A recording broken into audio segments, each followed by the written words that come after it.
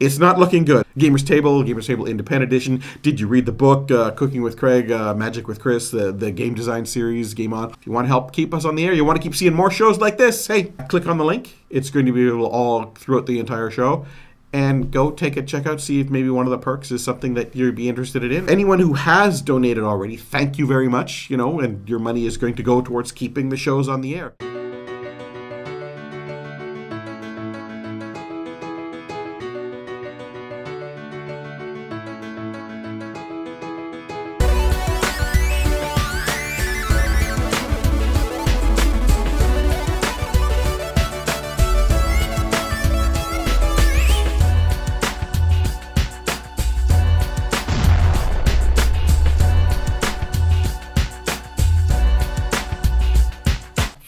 Hello and welcome to the Gamers Table. It is Monday and we're reviewing Dungeon Roll. Dungeon Roll. Dungeon Roll. Dungeon Roll.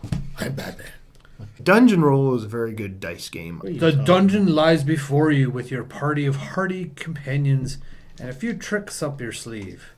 What will you risk to seek glory and fame?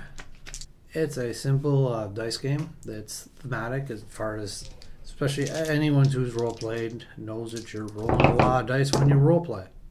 So let's check out those components. I'm going to risk. We got a set of white dice that are your different types of heroes. We got a set of black dice. Which are your monsters. And other treasures, etc., etc. And stuff.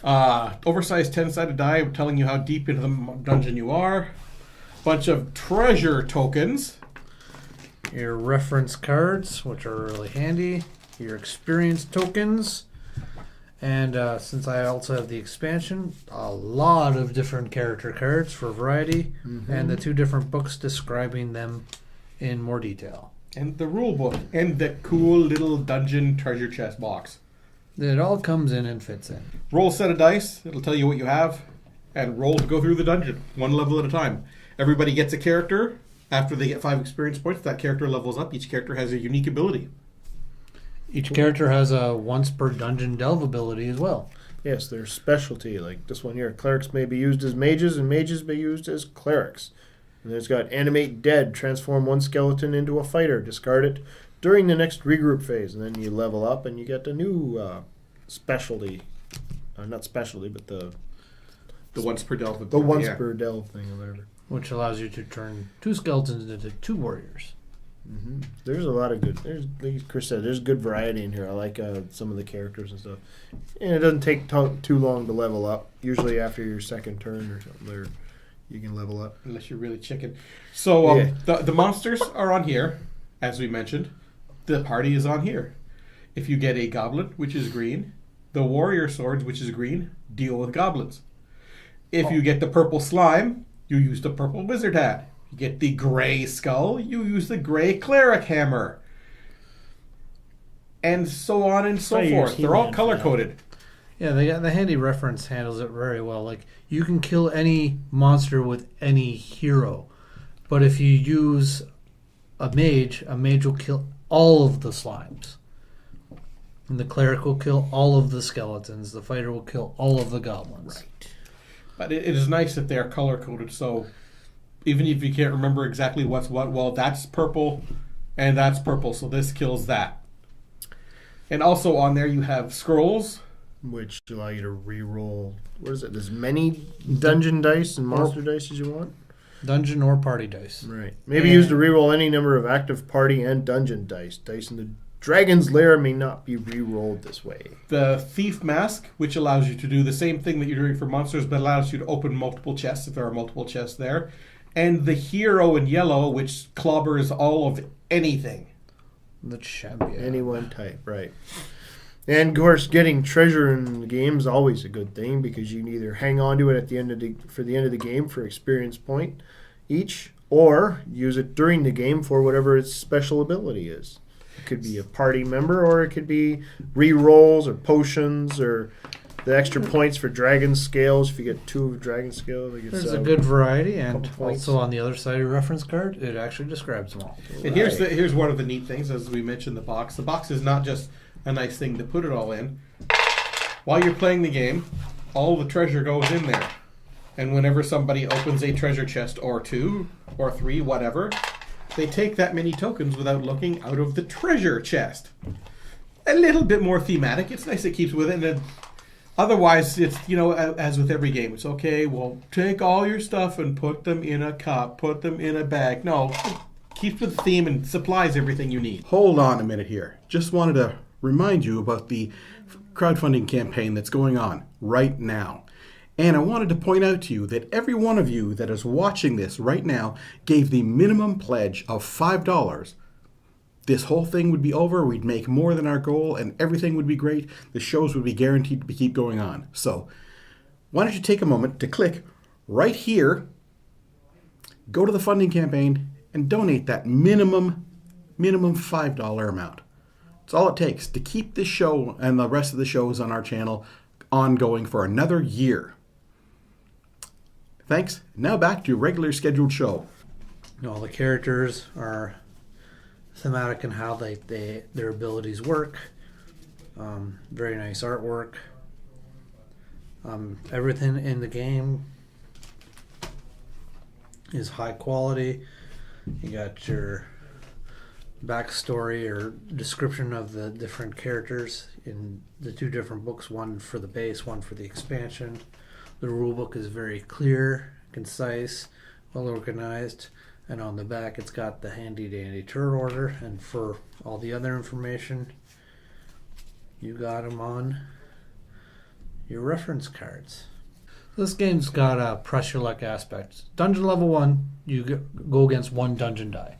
Dungeon level 2, 2 dungeon dice. Dungeon die. Dungeon level 3, 3 dungeon dice. Now you might think, okay, now I get to level 8, I get 8 dungeon dice. No, you just get whatever dice happen to be left over. There's only a total of 7 dungeon dice anyways. And any dice that are on the dragon face do not get re-rolled. Yeah, you get up to level 10 and it's automatically the dragon. Or before that, you can end up 3 dragon dice, and then you gotta fight the freaking dragon. Dragon dice, every time you roll 1 or more, they are put aside. If you get 3 of them, as Ken says, it's time to fight the dragon. And to fight the dragon, you must have 3 different warriors. So a cleric, a fighter, and a mage, or any 3 of them. Well, scrolls and potions don't help with No, that. any 3 of the actual heroes, not The actual items. You hero, can't right. throw a scroll at the dragon and expect it to fight it. Well, what It's if the not- potions like, that was that explosive liquid there? Nitroglycerin. That's not what it is. It's not a potion. I know. Anyways, potions are on the dungeon dice, not on the Hero adventure dice, yeah. hero Right. dice. So, shot your point down in every way. Whatever. I don't give a rap. No, the potions are... Oh, yeah, they're not on these ones. So an average dungeon delve, from what we played, it gets you around level 5. But I mean, you can get lucky and roll a lot of treasure chests, but every single face on these dice are different. You got potion, treasure chest, then you got your goblin, slime, skeleton, and then dragon. It's a good beer and pretzel game. It's a good, let's play this while we wait for the other people to show up. It's certainly not something that's like, okay, let's get together this evening and play Dungeon Roll all night. That's not what this type of game is for. You got to watch out though, because every level you go down, you're losing dice. Because every time you deal with something, you get rid of that die. You don't hold on to it. And if people are rolling 1 skull, 1 goblin, 1 slime, you can't deal with those with 1 die. You have to deal with each color separately, and the hero the champion will only take multiples of 1 color. So whenever you're rolling 3 different, well, I've just lost 3 dice out of my party. Well, do you want to go to the next level? I only have 1 die left. Probably a good time to stop. Maybe, but you Yeah. could have some treasures that show another mage and cleric, and say, "No, I've got 3 guys. Really, maybe I could go for it." Which is that whole gambling pressure. Like You thing. gotta Can't stop. Gotta weigh the cost versus the possible reward. Like if Yeah, you're spending 2 experience points tokens in order to go to the next level to gain 1, maybe you should just stop.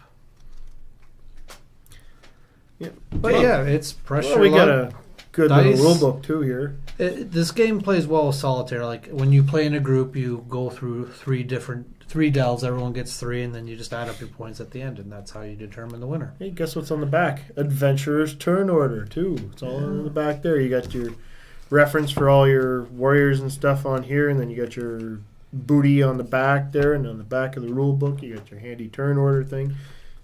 And you got some really nice artwork on the cards, too. It's all consistent. Nothing, like... Even got your solo rules. If it tells you how many points you ended up, whether you're a dragon fodder, village hero, or seasoned explorer, or champion, or 35 plus points, hero of the ages. Okay, wrapping up for Dungeon Roll. The theme: you're Dungeons and Dragons adventurers going into a dungeon and exploring. I mean, the theme is there. It's simple. I mean, it's taken the whole dungeon genre and boiled it down into rolling some dice, but the dice aren't completely random. You roll them, and then you have the choice of the 7 dice against what's coming up. It's not, we'll just roll 2 dice and compare them. I got no choice in it. You do have choice in there. Yes. Yeah. Easy to play. Yeah, just roll the dice and match the colors to the colors and make decisions that aren't really bad. That's the part where might get you thinking a bit. And fun to play. Yeah, it is, because it's dungeon exploring, but it's boiled down to its basic, its most simple form. So you can get it, and you can do it quickly, and you can laugh at the guy who pressed his luck once too far, and now he's got nothing left, and he got no experience points for the dungeon, ran out with his tail between his legs. I'll give Dungeon Roll a 9.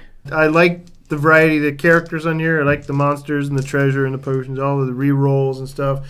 I like that there's a good variety of characters in here with their basic abilities, their specialties, and then you get to flip it over and kind of level up. So there's a little, it's kind of a mini dungeon role-playing game here. It's kind of fun. This artwork's very good. Commend them on that. The gameplay itself is very good. I think everything works very well together. It's a good, quick game. It doesn't last that long, and it's good. It's a great filler. If you want to get a whole bunch of short games in a night or something, this one, or if you're waiting between games, say at like an event or something like that, these guys are getting a long game, and you're waiting for them to finish because they want to join in on a particular game you're doing. Anyway, it's a filler game. It's a fun one. I think replayability's pretty good on this one because the variety of characters, and just because your booty allows you to change up your rolls, the scrolls, the potions, and things like that. Getting dice back, it's not just a simple color matching thing or anything like that. So it's a well thought out, press your luck kind of dice game. I think it's a very good one. So it's going to be a 9 for me. Yeah, it's a dice game that I don't mind. I mean, you can't be that thematic, but it's like D&D. You're rolling dice. So, I mean, it's like playing D&D, I'm going through the dungeon. What is it? Ooh, treasure in this room. Yay! But it's a simple press your luck dice game. It is enjoyable, and I do like the variety that the characters give you. There's lots and lots of characters. I give Dungeon Roll an 8.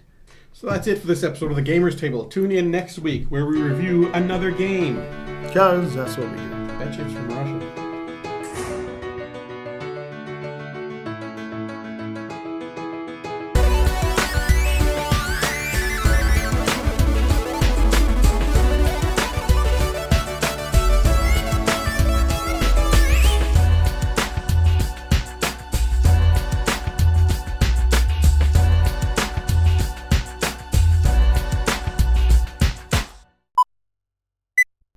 So based on that, for the type of game that it is, I will give this game...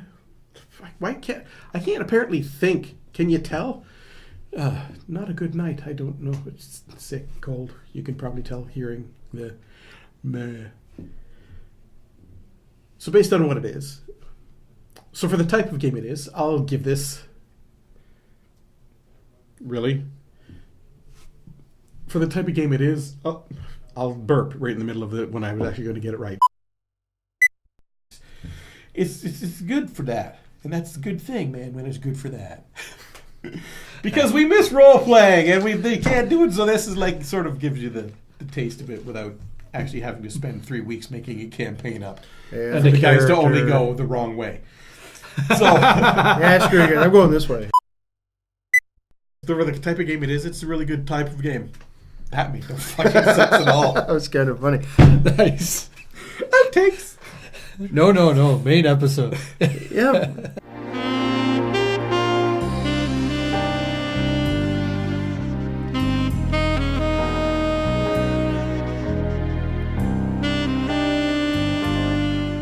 I need your help.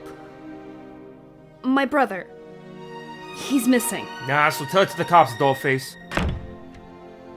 I have nowhere else to go. So tell me about your brother. He works at the university, doing research for several of the professors. Internet searches for strange happenings. Things of that sort. Strange happenings? What kind of strange happenings? He's heading to the apartment. Should I stop him?